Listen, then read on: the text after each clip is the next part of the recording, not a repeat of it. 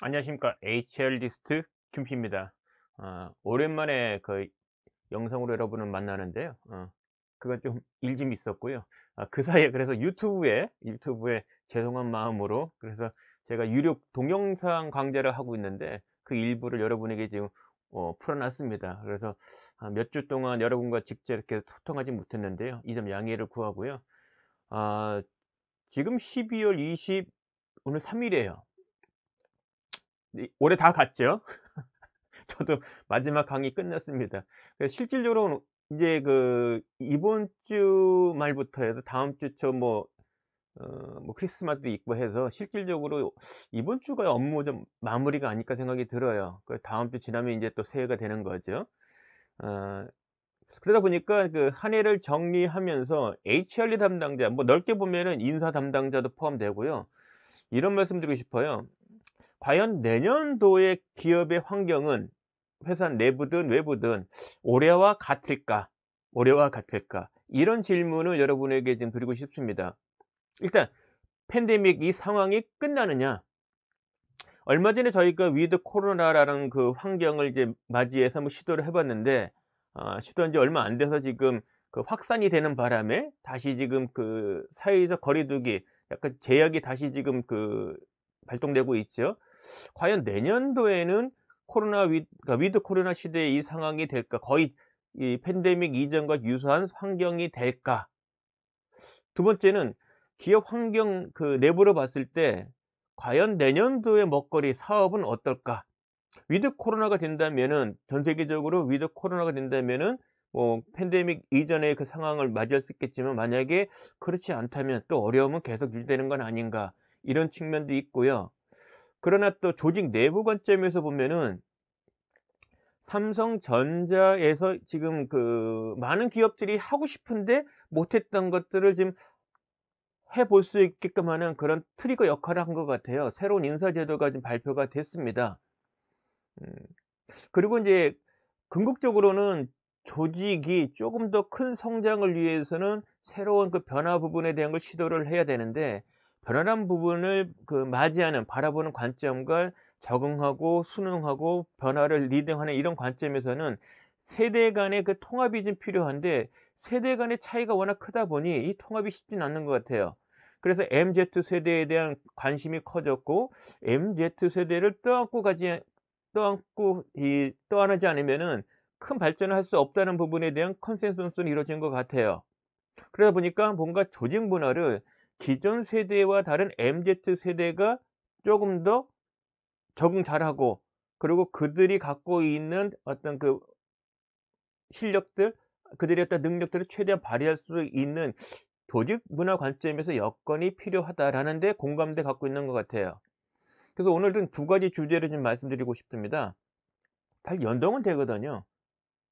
저는 올해 연말에 삼성전자에서 새롭게 시도하는 인사제도 이 부분이 많은 기업들에게 어떤 트리거 역할을 할 인사제도로 저는 판단이 됩니다.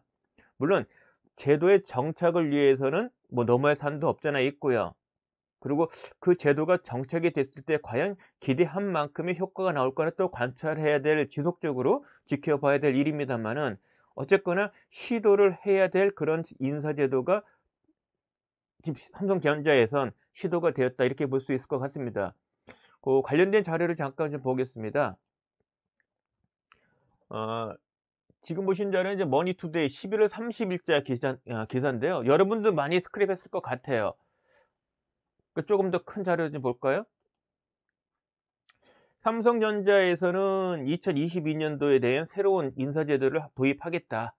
특징은 이 연공서열 타파, 그 다음에 삼성형 패스트트랙을 구현하겠다. 그 다음에 인재 양성 성장의 터전을 마련해 주겠다.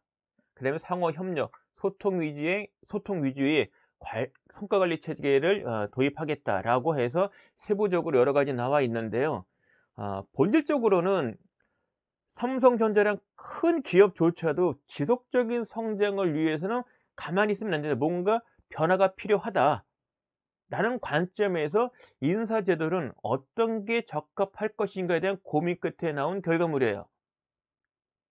그래서 대표적인 거는 일단 직급. 명칭에 대한 직급도 없애지고 그에 따른 명칭도 없애겠다. 그다음에 승진을 할 때 직급 체류 기간, 의무 체류 기간 이런 부분은 없애겠다. 여기 보시면 심지어 보시면은요. 이 특이 부분이 있는데 그 직급과 사본 정보를 삭제하겠다. 상호 존댓말 사용 상호 뭐 존댓말 이거는 뭐 크게 낯설진 않은데 직급과 사본 정보조차도 없애겠다. 노출시키지 않겠다. 즉 상대방의 선입견을 좀 없애겠다는 그런 취지 같아요. 그다음에 정년 이후에도 근무할 수 있는 시니어 트랙을 도입하겠다. 그다음에 인재 양성 성장 관점에서 새로운 제도는 사내 FA 제도. 그러니까 우수 인력이 희망하는 또는 우수 인력을 선호하는 희망하는 그런 부서와 우수 인력 간의 어떤 그러니까 자유시장? 우리 프로야구 보면은 프로야구나 프로축구 보면 FA 시장이 열리지 않습니까? 실력이 좋은 사람 선수한테는 더 많은 연봉을 줘서라도 채용하고 싶은 뭡니까 뺏어오고 싶은 그런 구단들이 있잖아요. 그와 같은 제도가 사내에 있다는 겁니다. 이거 괜찮은 제도 같습니다. 사실 요건 외국계에 있을 때 요런 FA 제도가 사실은 있습니다. 그래서 이런 관점인 거죠. 사내의 핵심이 인제 우수 인력은 특정한 부서의 소유가 아니라 회사 차원에서 관리해야 될 인재이기 때문에 내놔야 된다. 그러니까 특정 부서에만 킵할 수 없다는 거예요, 키핑을. 내놔야 된다. 이런 취지예요. 그래서 저도 상세하게는 이제 이 제도를 살펴보지 못했습니다마는 하여간 '우수 인재에 대해서는 특정한 부서에 얽매이지 않겠다.' 이런 취지인 것 같습니다. 그다음에 이제 공유 오피스 그리고 사내 근무 존, 자유근무 존 어 그리고 이제 많은 회사에서 근무 복장 자율이 있는데 현대차 그룹인가요? 아예 이번에는 복장을 자율화로 그냥 선언을 해 버렸답니다. 그러니까 그 정도로 지금 사내의 하여간 MZ 세대뿐만 아니라 근무하는 여건이 성과 발휘나 아니면은 워크 라이프 밸런스 부분에 있어서 뭔가 제약되는 부분은 하여간 다 없애겠다. 이런 취지에서 하나 둘씩 제도가 도입되는 것 같습니다. 그다음에 인제 인사 쪽 있는 많은 기업 담당자들이 관심사가 이거 아닌가 싶은데요. 고가 평가를 절대 평가로 전환하겠다. 그리고 수시로 피드백하겠다. 근데 동료 평가인 피어 리뷰를 시범적으로나마 도입을 하겠다. 사실 이 부분이 핫할 것 같아요, 인사 관점에서는. 그러니까 이게 맞다 틀리다가 아니라 이와 같은 제도를 고민했고 이것을 채택하는 이유가 있을 거예요. 그 이유 부분을 지금 쪼금 더 자세히 알아야 될 것 같고요. 어쨌거나 평가 제도, 고가 제도에 있어서의 변화를 하겠다. 그다음에 수시 피드백을 하겠다. 뭐 이 부분은 당연한 것 같아요. 공정한 평가가 되기 위해서는 정기적인 피드백이 좀 필요하죠. 그러니까 1 년에 딱 한 번 뭐 면담이나 아니면 뭐 점검을 해 가지고 그걸로 뭐 평가를 내린다. 그건 좀 어불성설 아니겠습니까? 어쨌거나 이와 같은 관점에서의 많은 고민들을 인사 제도를 통해서 해결하겠다라고 얘기가 나왔는데요. 보시면 확실히 삼성전자 보면은 지금의 위치에 오기까지 많은 노력들을 해온 것 같아요. 저도 뭐 삼성 공채 출신인데 제가 입사했던 해에 저 90년 사건인데 입사하고 나서 얼마 지나지 않아 신인사 제도가 사실 2번 있었어요. 2번 있다 보니까 직급 승진 연한 부분에 대한 변동이었는데 저는 운이 좋게도 신인사 제도의 대상은 아니었어요. 근데 1년 늦게 들어온 기스 같은 경우는 승진에 대한 체류 기간이 늘어난 거예요. 그러니까 어찌 보면 손해인 거죠. 뭐 이런 것들이 사실 발생이 되는데 어쨌거나 삼성에서는 특이하게 그렇게 나름대로 보기에는 괜찮은 회사임에도 불구하고 좋은 제도를 갖고 있음에도 불구하고 끊임없이 제도 개선에 대한 거는 접근하고 있다. 이 부분에 대한 거는 많은 기업들에게도 시사점이 있지 않나 싶습니다. 그래서 뭐 이 머니투리 요 기사뿐만 아니라 많은 언론사에서 지금 이와 같은 제도 소개들이 나와 있으니까요. 좀 보시고요. 저는 HRD 담당자 입장에서 이 부분을 좀 어떻게 볼 거냐. 만약에 FA 부분에 대한 것을 만약에 도입을 하겠다. 그러면 전배 부분이 될 수 있거든요. 그럼 전배 관점에서 교육이 어떤 입장을 취해야 될지, 준비는 뭘 해야 될지. 근데 여기서 이제 빠져 있는데, 대규모 공채가 가면 갈수록 줄고 있어요. 수시 채용입니다. 또는 인턴제로 근무를 시켜서 인턴 중에서 정규직으로 전환시켜서 신입사원을 뽑는 이런 취업 제도도 있습니다. 그렇다면 HR 담당자 입장에서 과거의 공채, 대졸 신입사원 공채 제도에 따르는 그런 신입사원 교육 과연 똑같이 유지할 수 있는지, 없다면 어떻게 해야 될 건지, 이 부분에 대한 관심이 좀 커야 될 것 같고요. 그다음에 뭐 아시겠지만은 직급을 없앴단 말이에요, 직급을. 직급을 없앴다는 얘기는, 그럼 직급 승진자에 대한 교육을 그럼 어떻게 할 거냐? 안 할 거냐? 필요하다면 어떤 식으로 접근할 거냐? 이런 이슈가 발생될 것으로 생각이 듭니다. 그래서 오늘은 뭐 지금 크게 오버뷰 관점에서만 좀 말씀드릴 거고요. 뭐 시간이 갈수록 조금 더 상세한 내용을 저희가 더 파악하게 된다면은 그 내용에 대해서 저의 또 의견을 담은 저만의 어떤 방안들, 어떤 HR 담당자를 위한 제안들을 같이 소개를 하려고 합니다. 오늘 여기까지만 좀 소개를 하고요. 하나 더 이슈거리라면, 어차피 HR 담당자가 조직 문화에 대한 정립점파 실천 부분을 주도적으로 하고 있기 때문에 이와 같은 신인사 제도의 특징 보면은 호칭에 대한 직급 없애고 호칭도 바꾼 거예요. 그러면 호칭을 바꾼다고 하면은 조직 문화가 바뀔까라는 관점에서 심사숙고를 하셔야 됩니다. 아, 이제 호칭이 바뀌었어. 그러니까 조직 문화는 바뀔 거야. 이렇게 생각해도 되냐 이거죠.